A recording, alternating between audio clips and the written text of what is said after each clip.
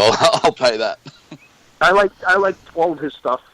I thought all of his stuff was solid. Tom's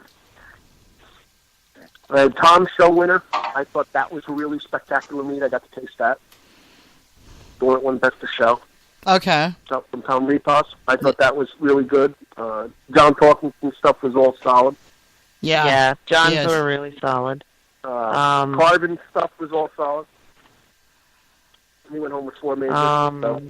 David Thibault, is it Thibault? Is that how I pronounce his last name? His stuff I thought was really good. He was sitting behind us at the banquet. Okay. There was just so much. There were. It's like trying to pick out one thing is just like not even fair because there were so many good meads there. It's like trying to choose your favorite child. Yeah, I know, right? So, this is it. This is the spectacular event of the year. If you're a mead person, this is where you got to go. Yeah, it's the Superbowl of Mead. It really is. This is what you want to do.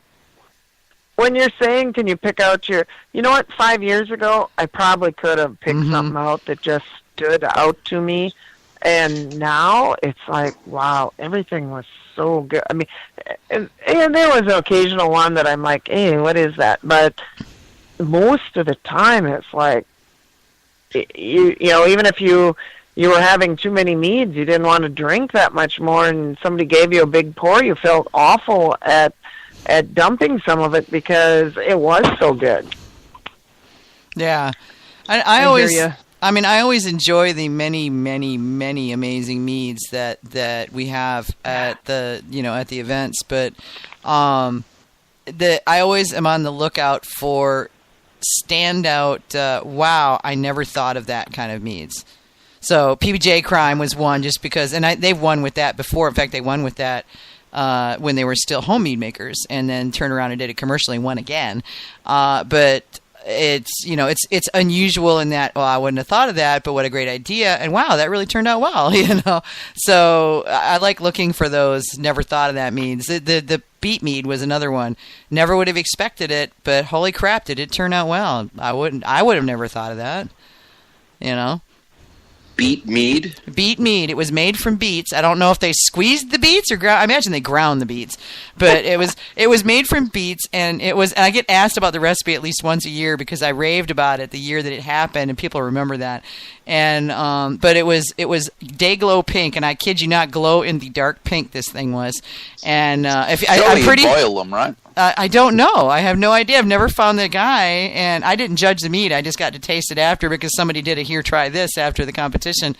But I'd never seen anything, smelled anything, or tasted anything like it, and it was a good mead. And I hate beets. I mean, like with a passion, I hate beets.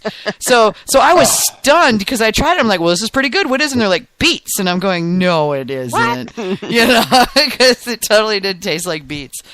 But, well, if it doesn't taste like dirt, it does sort of not taste like beets, right? Pretty much, yeah. And that was you gotta have it in a hamburger before you diss it.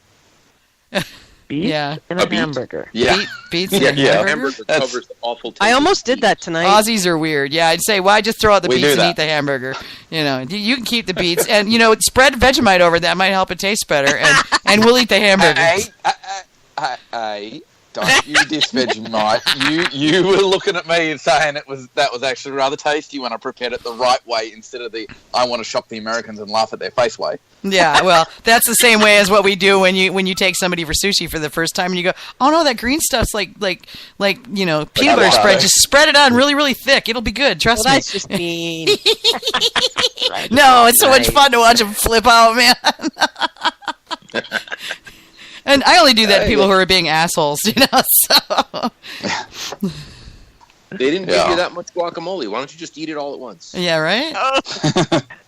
That's not guacamole. That's hot. That's green chili. Just pop that little thing right in your mouth. It's like an appetizer.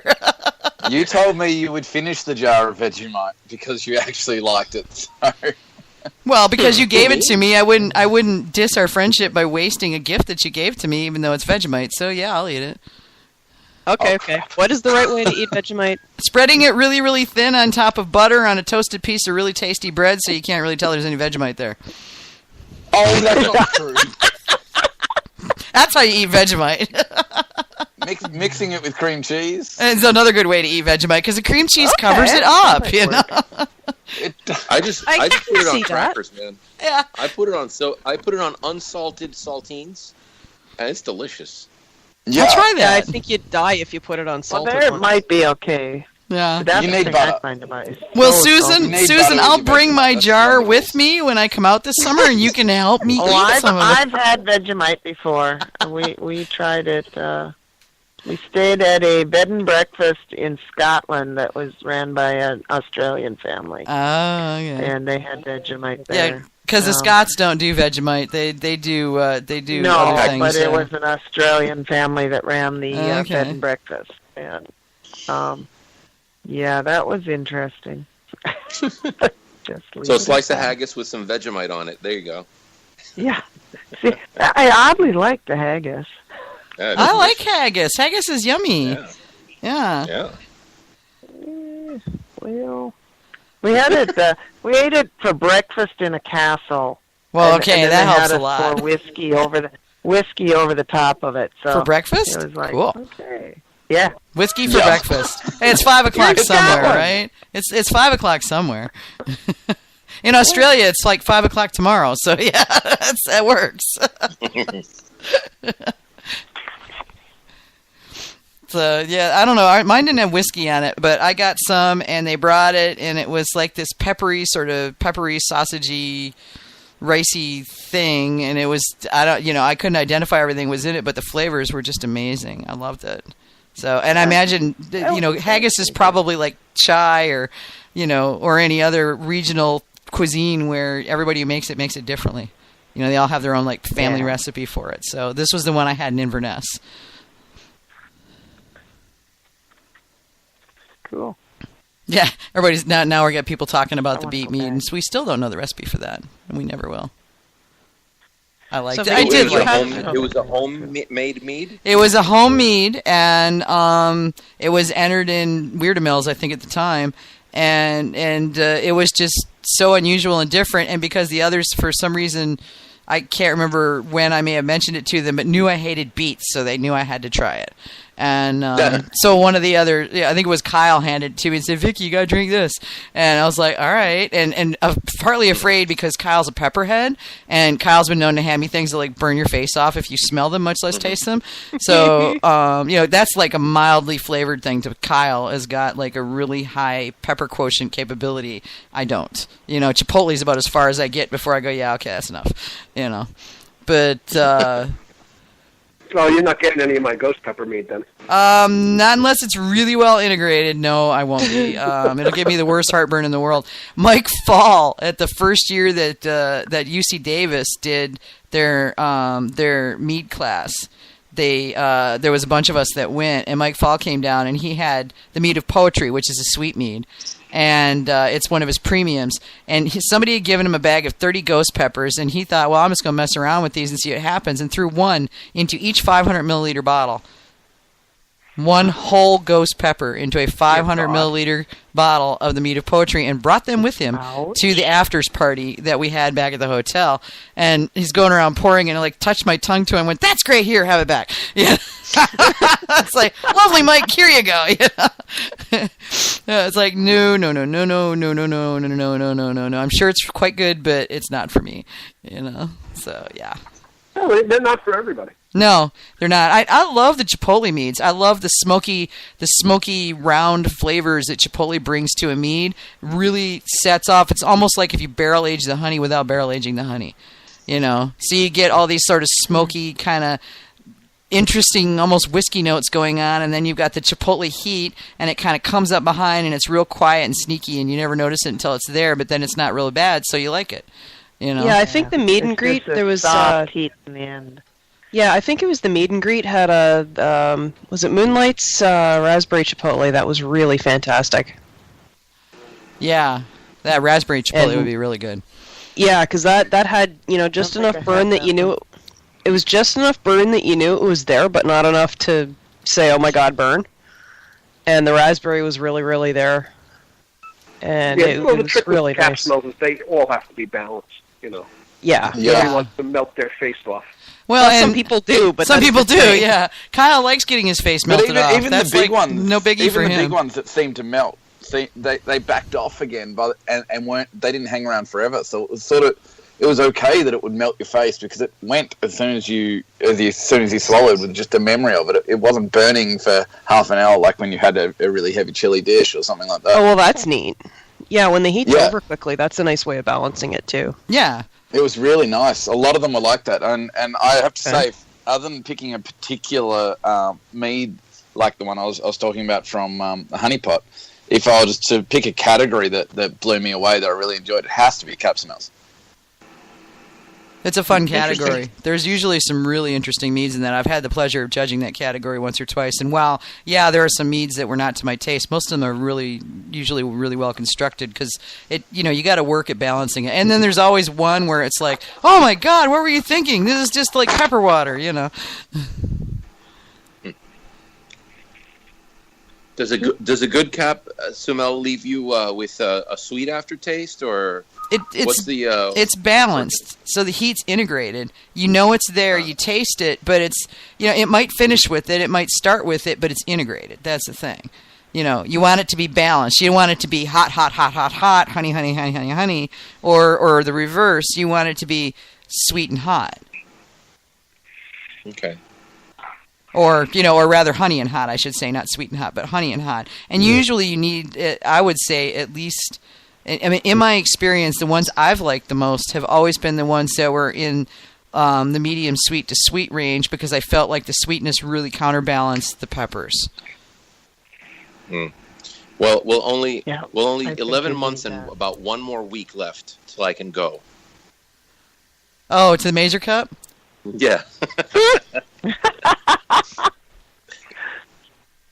That's good. No, you won't be sorry you went.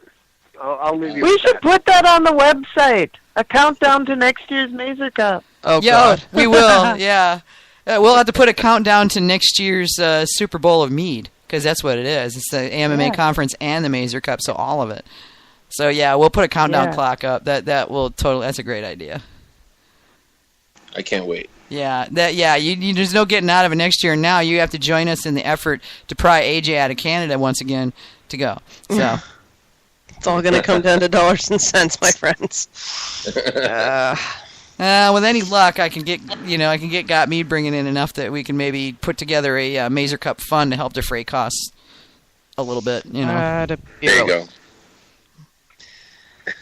We're gonna have a GoFundMe page. Yeah. The Got Mead Live goes to the Mazer Cup GoFundMe page. We just need $600 or $700. Yeah.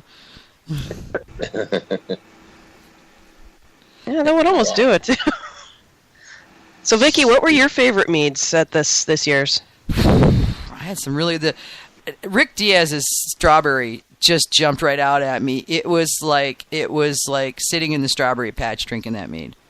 It really was. I wish I had a chance to try that one. It was so fresh and so bright, and I don't know how he made it, but I'm going to see if I can pry it out of him because it was really well done. It was really, really well done, and it was simple and straightforward, but it was just beautiful in its simplicity. I thought it was nicely put together, and it was reflected in all of our judging notes. Everybody thought that it was very well put together. That one, and there was another couple of them that jumped out at me. The judging is usually such a blur except for the real standouts, just because they all run together after a while.